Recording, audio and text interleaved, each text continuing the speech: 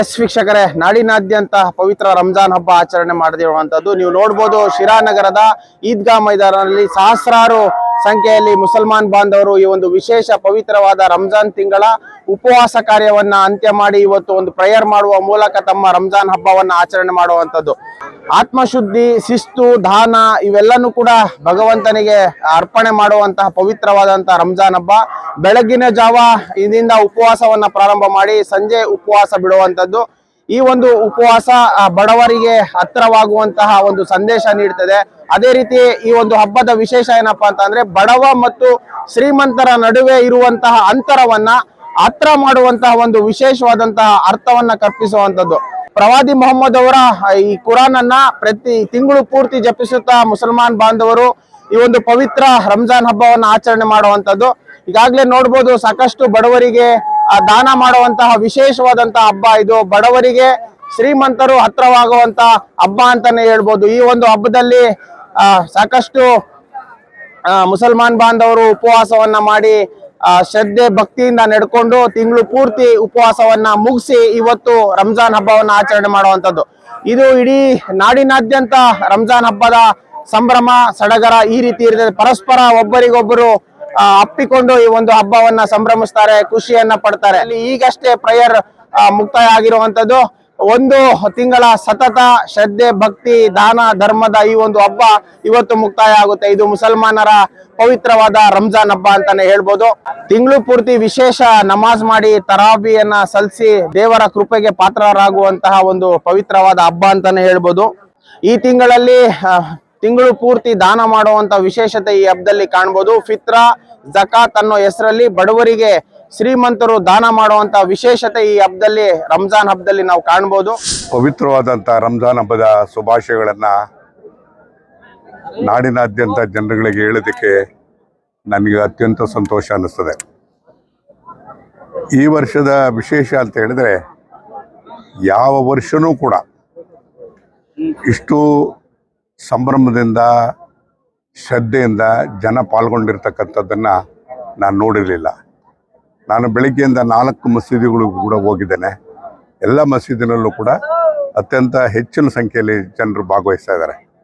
ಅಂದರೆ ಎಲ್ಲರೂ ಕೂಡ ಇವತ್ತು ದೇಶದ ಮಧ್ಯದ ಇರತಕ್ಕಂಥ ಬಿಕ್ಕಟ್ಟನ್ನು ಬಗೆಹರಿಸುವಂಥ ರೀತಿಯಲ್ಲಿ ಕುತೂಹಲಕಾರಿಯಾಗಿ ಎಲ್ಲರೂ ಕೂಡ ಇವತ್ತು ದೇವ್ರ ಕಡೆ ನೋಡುವಂಥ ಸ್ಥಿತಿಯಾಗಿದೆ.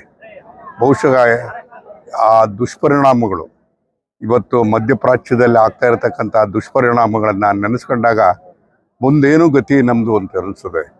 ಅದರಲ್ಲೂ ಕೂಡ ಬಡವರಿಗೆ ಅತ್ಯಂತ ಸಂಕಷ್ಟದ ದಿನಗಳು ಎದುರಾಗ್ತದೆ. ಅದನ್ನು ಎದುರಿಸುವಂಥ ಶಕ್ತಿ ಬರಬೇಕಾದಾಗ ಇವತ್ತು ಮಧ್ಯಪ್ರಾಚ್ಯ ದೇಶಗಳಲ್ಲಿ ಆಗ್ತಾ ಇರ್ತಕ್ಕಂಥ ಕದನ ಕೊನೆ ಆಗಬೇಕಾದಾಗ ಅಲ್ಲಾಹನ ಆಶೀರ್ವಾದ ಬೇಕು. ಅಲ್ಲಾಹನ ಆಶೀರ್ವಾದ ಇದ್ದಾಗ ಮಾತ್ರ ಅದು ಶಾಶ್ವತವಾಗಿ ಬಗೆಹರಿಯೋದಕ್ಕೆ ಸಾಧ್ಯ ಆಗ್ತದೆ.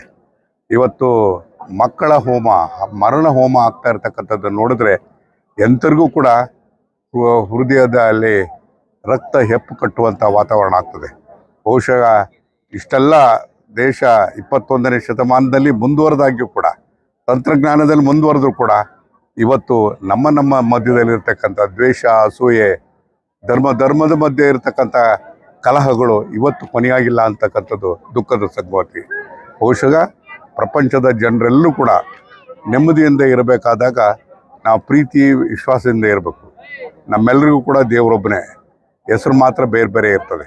ಅದಕ್ಕೆ ದೇವರೊಬ್ಬನೇ ಇರತಕ್ಕಂಥದ್ದನ್ನು ನಾವು ಅರ್ಥ ಮಾಡಿಕೊಂಡು ನಾವೆಲ್ಲರೂ ಕೂಡ ಶಾಂತಿಯನ್ನು ಕಾಪಾಡ್ತಕ್ಕಂಥ ರೀತಿಯಲ್ಲಿ ಹೋಗ್ಬೇಕಾಗುತ್ತೆ. ಮತ್ತು ಎಲ್ಲವನ್ನು ಕಡೆಗೆ ಈ ರಂಜಾನ್ ಹಬ್ಬದ ಮುಖೇನ ಅಲ್ಲಾಹನಲ್ಲಿ ನಾವೆಲ್ಲ ಪ್ರಾರ್ಥನೆಯನ್ನು ಸಲ್ಲಿಸೋಣ. ಇದೆರಡು ಕೊನೆ ಆಗಲಿ, ಅಂತಿಮ ಆಗಲಿ, ಶಾಂತಿ ನೆಲೆಸಲಿ ಮತ್ತು ಬಡವರಿಗೆ ಯಾವುದೇ ರೀತಿಯಲ್ಲೂ ಕೂಡ ಆರ್ಥಿಕವಾಗಿ ತೊಂದರೆ ಆಗದೆ ಇರತಕ್ಕಂಥ ರೀತಿಯಲ್ಲಿ ಪರಮಾತ್ಮ ಮುನ್ನಡೆಸುವಂಥ ಕೆಲಸವನ್ನು ಮಾಡಲಿ ಅಂತ ಹೇಳಿ ಇವತ್ತು ಮತ್ತೊಮ್ಮೆ ರಂಜಾನ್ ಹಬ್ಬದ ಶುಭಾಶಯಗಳನ್ನು ಹೇಳೋದಕ್ಕೆ ನನಗೆ ಅತ್ಯಂತ ಸಂತೋಷ ಅನಿಸ್ತದೆ. ಅಸ್ಸಲಾಮು ಅಲೈಕುಮ್. ಎಲ್ಲರಿಗೂ ನಮಸ್ಕಾರ. ಇವತ್ತಿನ ದಿವಸ ಏನು 30 ದಿವಸ ಉಪವಾಸ ಇದ್ದು ಇವತ್ತು ಈದ್ ಉಲ್ ಫಿತರ್ ನಮಾಜಿಗೆ ಎಲ್ಲರೂ ಈದ್ಗಾಗಿ ಬಂದವ್ರೆ. ಮೊದಲನೇದಾಗಿ ಎಲ್ಲರಿಗೂ ಈದ್ ಉಲ್ ಫಿತರ್ದು ಮುಬಾರಕ್ ಬಾದ್ ಹೇಳ್ತೇನೆ. ದೇವರಲ್ಲೇ ಅಲ್ಲಾದಲ್ಲಿ ಪ್ರಾರ್ಥನೆ ಮಾಡ್ತೇನೆ ಎಲ್ಲರದು ರೋಜಾ ನಮಾಜ್ ಎಲ್ಲ ಕಬೂಲ್ ಮಾಡಲಿ. ಮತ್ತು ಎಲ್ಲ ನಮ್ಮ ಹಿಂದೂ ಬಾಂಧವರಿಗೆ ಉಗಾದಿ ಹಬ್ಬದ ಇನ್ನೊಂದ್ಸರಿ ಶುಭಾಶಯಗಳು ಹೇಳುತ್ತೇನೆ. ಎಲ್ಲರಿಗೂ ದೇವರು ಅಣ್ಣ ತಮ್ಮ ಆಗಿ ಬಾಳಲಿ, ಈ ದೇಶದಾಗೆ ಶಾಂತಿಯುತ ದೇಶದಾಗ ಶಾಂತಿ ಇರಲಿ, ಎಲ್ಲರೂ ಅಣ್ಣ ತಮ್ಮಗಳಾಗಿ ಬಾಳಲಿ ಅಂತ ಹೇಳ್ತಾ ನಾನು ಎಲ್ಲರಿಗೂ ಇನ್ನೊಂದ್ಸರಿ ಈದ್ ಉಲ್ ಫಿತರ್ದು ಮುಬಾರಕ್ಬಾದ್ ಹೇಳ್ತೀನಿ. ಇವತ್ತು ಏನು ಈದ್ ಉಲ್ ಫಿತರ್ ನಮಾಜಿನಾಗೆ ಈ ದೇಶದಾಗೆ ಮತ್ತು ನಮ್ಮ ರಾಜ್ಯದಾಗೆ ಒಳ್ಳೆ ಮಳೆ ಬೆಳೆ ಆಗಲಿ, ಈ ರೈತರಿಗೆ ಒಳ್ಳೇದಾಗಲಿ, ಅವರು ರೈತರಿಗೆ ಒಳ್ಳೇದಾದರೆ ಇಲ್ಲಿ ಈ ರಾಜ್ಯನೂ ಒಳ್ಳೇದಾಗುತ್ತೆ ಅಂತ ಎಲ್ಲ ಪ್ರಾರ್ಥನೆನೂ ಈ ದುವಾನು ಮಾಡಿದ್ದೇವೆ. ಈದ್ ಉಲ್ ಫಿತರ್ನಾಗೆ ದೇವ್ರು ಎಲ್ಲ ಇಡೀ ಕರ್ನಾಟಕ ರಾಜ್ಯ ಜನತೆಗೆ ಒಳ್ಳೇದಾಗಲಿ, ರೈತರಿಗೆ ಒಳ್ಳೇದಾಗಲಿ, ಒಳ್ಳೆ ಮಳೆ ಬೆಳೆ ಆಗಲಿ ಅಂತ ನಾವು ಎಲ್ಲ ಪ್ರಾರ್ಥಿಸ್ಕೊಂಡು ಇನ್ನೊಂದ್ಸರಿ ಈದ್ ಉಲ್ ಫಿತರ್ದು ಮುಬಾರಕ್ಬಾದ್ ಹೇಳ್ತೀನಿ ಮತ್ತು ಉಗಾದಿ ಹಬ್ಬದ ಶುಭಾಶಯಗಳು ಹೇಳುತ್ತೆ. ಎಲ್ಲರಿಗೂ ನಮಸ್ಕಾರ. ಮೊದಲನೇದಾಗಿ ರಂಜಾನ್ ಹಬ್ಬ ಹಾಗೂ ಉಗಾದಿ ಹಬ್ಬದ ಎಲ್ಲ ವಿಶೇಷವಾಗಿ ಶಿರಾ ಜನತೆಗೆ ಶುಭಾಶಯ ಕೋರುತ್ತಾ 30 ದಿವಸ ಒಂದು ತಿಂಗಳು ಉಪವಾಸವನ್ನು ಮಾಡಿ ನಮ್ಮ ದೇಹದ ಶುದ್ಧೀಕರಣವನ್ನು ಮಾಡಿ ಇವತ್ತು ಸಾಮೂಹಿಕ ಪ್ರಾರ್ಥನೆಯನ್ನು ಸೇರಿದ್ದೀವಿ. ಎಲ್ಲ ನಮ್ಮ ಮುಸ್ಲಿಂ ಬಾಂಧವರು ಇವತ್ತು ಸಾಮೂಹಿಕ ಪ್ರಾರ್ಥನೆಯಲ್ಲಿ ನಮ್ಮ ಶಿರಾ ಹಾಗೂ ರಾಜ್ಯದ ಒಳಿತಿಗಾಗಿ ಇವತ್ತು ಪ್ರಾರ್ಥನೆಯಲ್ಲಿ ವಿಶೇಷ ಪ್ರಾರ್ಥನೆ ಮಾಡಿದ್ದೀವಿ. ಹಾಗೂ ಈಗ ಮುಂದಿನ ಸರಿ ಮಳೆ ಸ್ಟಾರ್ಟ್ ಆಗಿದೆ. ಮುಂದಿನ ಸರಿ ಕೂಡ ಈ ತಿಂಗಳಲ್ಲಿ ಮಳೆ ಬೆಳೆ ಆಗಲಿ ಅಂತ ನಾವು ಪ್ರಾರ್ಥನೆ ಮಾಡಿದ್ವಿ. ಎಸ್ ವೀಕ್ಷಕರೇ, ನೋಡಿದ್ರಲ್ಲ, ಇದು 2026ನೇ ಇಸ್ವಿಯ ಪವಿತ್ರ ರಂಜಾನ್ ಹಬ್ಬದ ಒಂದು ಸಂಭ್ರಮ ಸಡಗರದ ವಿಜಲ್ಸ್. ಇಂತಹ ಸಾಕಷ್ಟು ಮಾಹಿತಿಗಳನ್ನ ನಿಮ್ಮ ಮುಂದೆ ತರುವಂತ ಪ್ರಾಮಾಣಿಕ ಪ್ರಯತ್ನ ಮಾಡ್ತಾನೆ ಇರ್ತೀನಿ. ನೋಡ್ತಾ ಇರಿ ಸಿರಾ 24 ನ್ಯೂಸ್. ನಾನು ನಿಮ್ಮ ಬರ್ಗೂರ್ ಅರ್ಷದ್. ನೀವು ಸಣ್ಣ ಆಗ್ಬೇಕಲ್ವಾ? ಅದು ಒಂದು ಉತ್ತಮ ಆಹಾರದಿಂದ ಸಣ್ಣ ಆಗ್ಬೇಕಲ್ವಾ? ಪ್ರತಿದಿನ ನಮ್ಮ ಜೀನಿ ಸ್ಲಿಮ್ ನ ಯೂಸ್ ಮಾಡಿ ಯಾವುದೇ ಸೈಡ್ ಎಫೆಕ್ಟ್ ಇಲ್ದಂಗೆ ನೀವು ಸಣ್ಣ ಆಗ್ತೀರಾ.